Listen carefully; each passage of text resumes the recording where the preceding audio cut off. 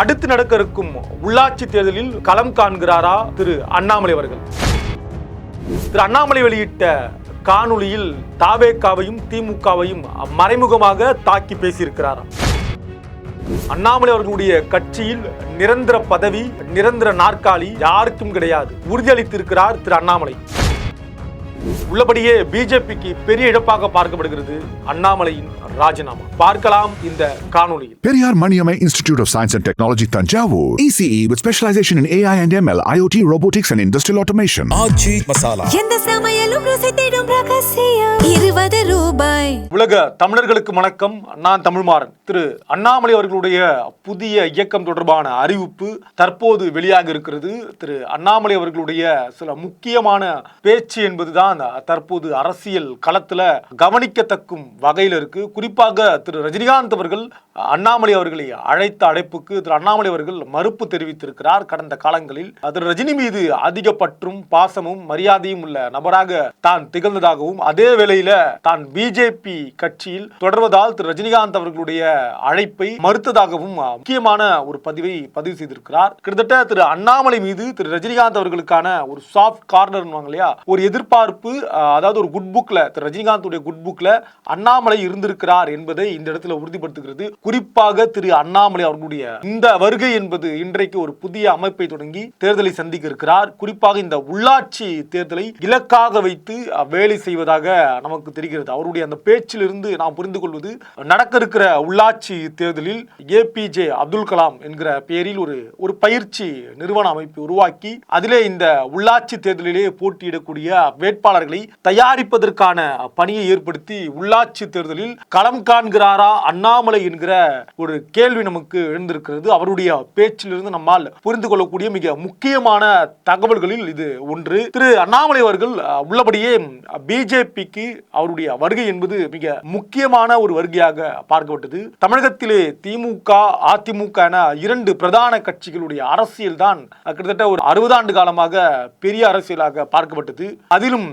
குறிப்பாக இரண்டு கட்சிகளுடைய அறிக்கை தான் தமிழ்நாட்டுடைய அரசியல் களத்தில் மையமாக இருந்தது. ஆனால் அண்ணாமலையுடைய வருகைக்கு பிறகு பிஜேபி மீதான பார்வை இருக்கு இல்லையா, பிஜேபி ஒரு மத அடிப்படையிலான கட்சி, பிஜேபி குறிப்பாக அது ஒரு பிராமண சமூகத்தை சார்ந்த கட்சி, பிஜேபி என்பது ஒரு ஜாதிய பின்புலம் வாய்ந்த ஒரு கட்சி அப்படின்னு பார்க்கப்பட்டது எல்லாம் தாண்டி இதையெல்லாம் தகர்த்து பிஜேபி அப்படிப்பட்ட கட்சி அல்ல, அது அனைவருக்குமான கட்சி என்கிற ஒரு கட்டமைப்பை உருவாக்குவதில் அண்ணாமலை அவர்களுக்கு ஒரு பெரிய பங்கு இருக்கிறது என்றால் அதில் மாற்று கருத்தே கிடையாது. திரு அண்ணாமலை வருகைக்கு பிறகு அது பிஜேபிக்கு ஒரு மறுமலர்ச்சி காலமாக பார்க்கப்பட்டது. உள்ளபடியே அண்ணாமலையுடைய வருகைக்கு பிறகுதான் தமிழ்நாட்டு அரசியல் களத்தில் பிஜேபி பேசு பொருளாக மாறி இருக்கிறது. எந்த ஒரு நிகழ்வு ஏற்பட்டாலும் சரி, அரசியல் நிகழ்வு, சமூக நிகழ்வு, குறிப்பாக அண்ணா பல்கலைக்கழகத்தில் ஏற்பட்ட ஒரு கசப்பான சம்பவம், ஒரு பாலியல் தாக்குதல் தொடர்பான இந்த நிகழ்வு இருக்கு இல்லையா, இதையெல்லாம் திரு அண்ணாமலை அவர்கள் கையில எடுத்து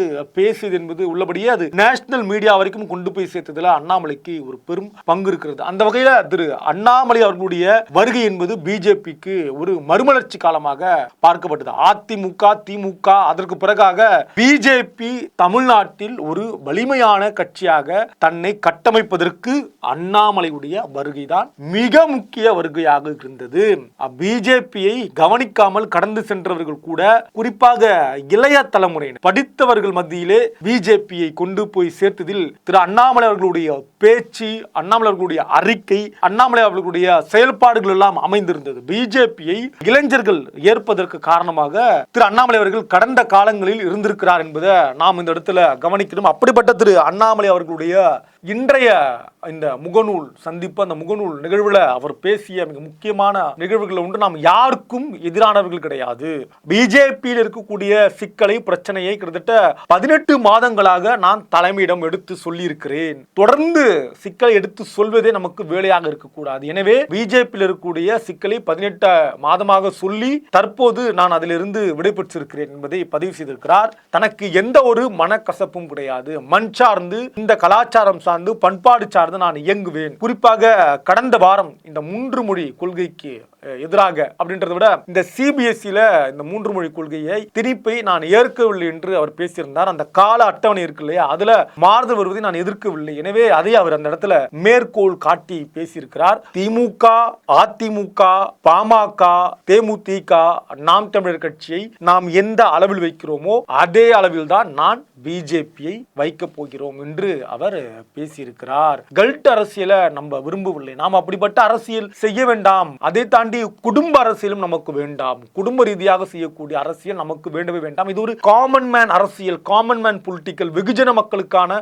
அரசியல் என்பதை அந்த காணொலியில வலியுறுத்தி பேசியிருக்கிறார் திரு அண்ணாமலை அவர்கள். இது ஒரு காமன் மேன் அரசியல், எல்லோரும் இதுல பங்கெடுக்க வேண்டும், எல்லா தரப்பு மக்களும் இதுல பங்கெடுக்க வேண்டும். எல்லா தரப்பு என்பது மதம், ஜாதி கடந்து, பாலினம் கடந்து எல்லா தரப்பு மக்களுக்குமான வாய்ப்பாக இந்த அமைப்பு இருக்கும். முதல்ல இது அமைப்பாக நடத்தி பிறகு கட்சியாக மாற்றுவதுதான் தன்னுடைய நோக்கம் என்பதையும் அவர் பேசியிருக்கிறார். பயிற்சி கொடுக்க வேண்டும் என்கிறார். யாரெல்லாம் வருகிறார்களோ இணைகிறார்களோ அந்த இணையதளத்தை அறிவித்திருக்கிறார். இந்த இணையதளம் மூலமாக வருபவர்களுக்கு நான் வாய்ப்பு கொடுக்கிறேன், பயிற்சி கொடுத்து நாம் அவர்களுக்கு வாய்ப்பு கொடுக்க வேண்டும். முக்கியமாக அண்ணாமலை உருவாக்கக்கூடிய கட்சியில நிரந்தரமான நாற்காலி யாருக்கும் கிடையாது அப்படின்றத திரு அண்ணாமலை அவர்கள் பேசியிருக்கிறார். இது கட்சியாக மாறுகிற பொழுது டேர்ம்ஸ் அண்ட் கண்டிஷன் இருக்கும் இல்லையா, ஒரு வரையறை இருக்கு. அந்த வரையறையின்படி ஒருவர் தற்போது சட்டமன்ற உறுப்பினராக இருந்தார், அடுத்த முறை அவருக்கான வாய்ப்பு இருக்காது. ஒருவர் தற்போது எம்பியாக இருந்தால் அடுத்த முறை அவர்களுக்கு வாய்ப்பு இருக்காது. ஒருவர் தற்போது உள்ளாட்சி பிரதிநிதித்துவமாக இருந்தால் அடுத்த முறை அவருக்கு அந்த வாய்ப்பு இருக்காது.